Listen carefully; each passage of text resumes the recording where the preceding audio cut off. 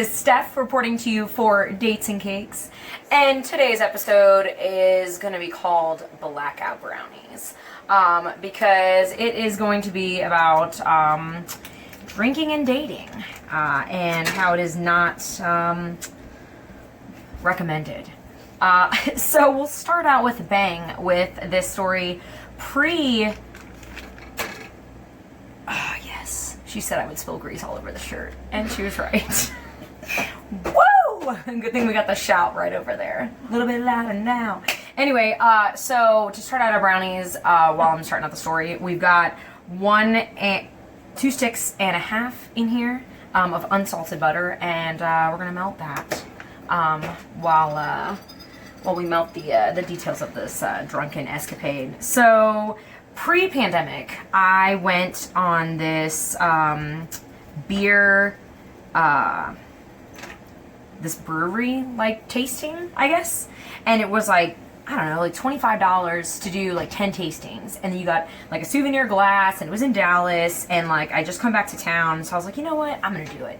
So I went completely solo. Was supposed to go to a concert also in Dallas later that night, and I was like, I'll just Uber, it's cool. So I got an Uber there, and was waiting outside in line, because apparently I didn't get the VIP, so I had to wait. You know, they make you wait in line if you're not, you know, a very important prick. What? Who said that? Anyway, so outside there was this guy behind me, and there was a family in front of me, so I was like, well, I can't really make conversation with the family about beers. So I just made conversation, and next thing you know, we make it into the brewery, and him and I just like are hanging out. Like, he's like, well, I'm meeting my friends here, but like you can totally like hang out, let me buy you a drink. And I was like, shut up, we already paid for this, we have wristbands. And he's like, I know.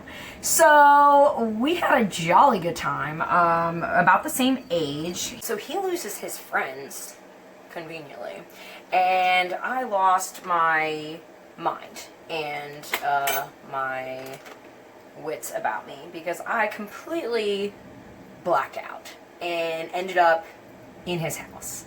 So that's good. What's great is, I'm sure you're thinking, oh my gosh, that's poor judgment. Oh my gosh, what did you just pour in the pot?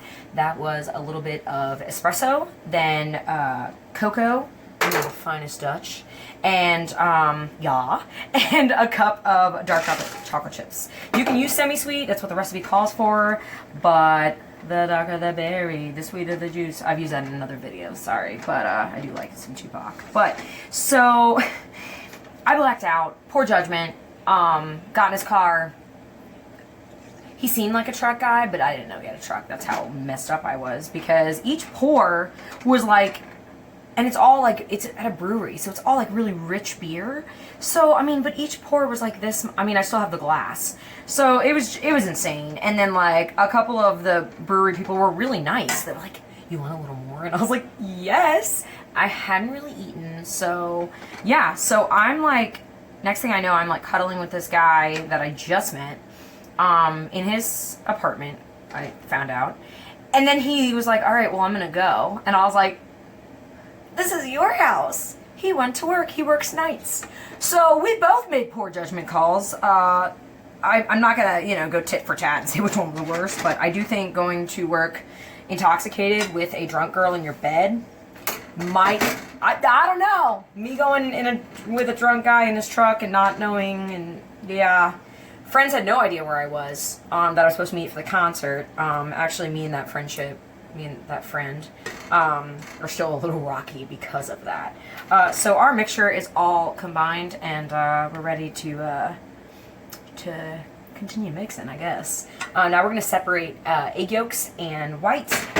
Why they gotta be separate though? Because the whites are gonna make it more fluffy, and it's kind of gonna make it like a meringue and just like whip it good and just give it a lot of body. Because he was about my body, obviously, and then left my body in his house. So I was too busy throwing up and dying, and like, I was definitely in like a bachelor pad, because like, homeboy had no bread. I opened his fridge and his freezer, because I was like, maybe there's like Gatorade or something. Nah, there was meat in his freezer, and his fridge had like beer, and I was like, there's not even water in here. It's awful. And so then he comes home from work, and then I was just like, hey, and he's like, thanks so much for not robbing me. And I was like, thanks so much for like not murdering me. But him and I definitely bonded over the poor decisions that we made and how they actually turned out all right, which is a rarity. I would not recommend trying this at home. It's one of those things that would definitely make your mother shudder.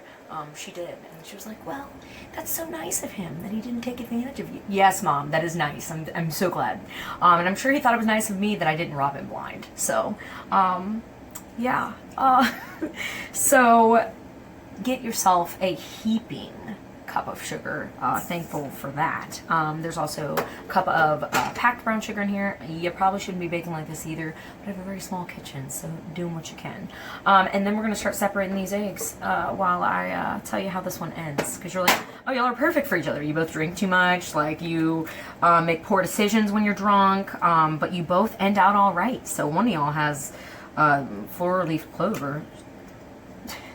Well, and you're not shellfish. Well, so our second date, well, I guess our first date, since that one, I don't know if, I guess that one counted, I don't know. So we're putting our yolks, we're disposing of those bad boys because we want the whites. Yeah, we were unequally yolked, just like most jokes are. But he invited me over and to watch a movie.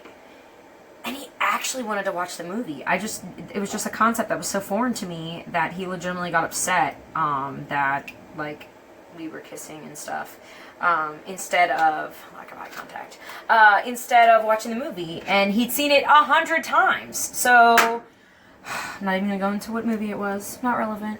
But anyway, so that ended, and I was just kind of like, all right, this isn't going to work.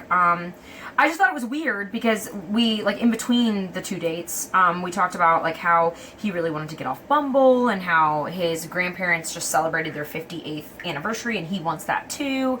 And he comes from a really big family, so he wants lots of chitlins. Like, okay, speaking of eggs, they're going bad. What? Who said that? They're not. They're fine. And yeah, so it was just weird. I guess it was one of those things where it was like, he wants all those things, just not with you.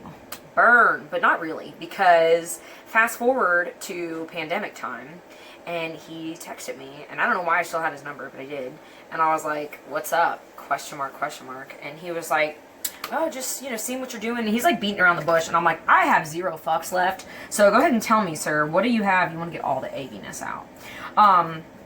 What, I was like, what, like, what's up, what do you want, like, and he was like, oh, well, you know, just seeing how you doing, and I was like, what, like, you are striking out online and you're like reaching back through your phone, you know, your phone book and stuff, like what's going on? And he was like, have you seen me? I don't have trouble getting a date. And I literally wrote so many ha's that my fingers were tired. And I swipe. Swipe or no swiping. So he yeah, he's pretty pompous. So I was like, well, you definitely don't need me. You've got enough with your big head. I don't okay. Or not that one.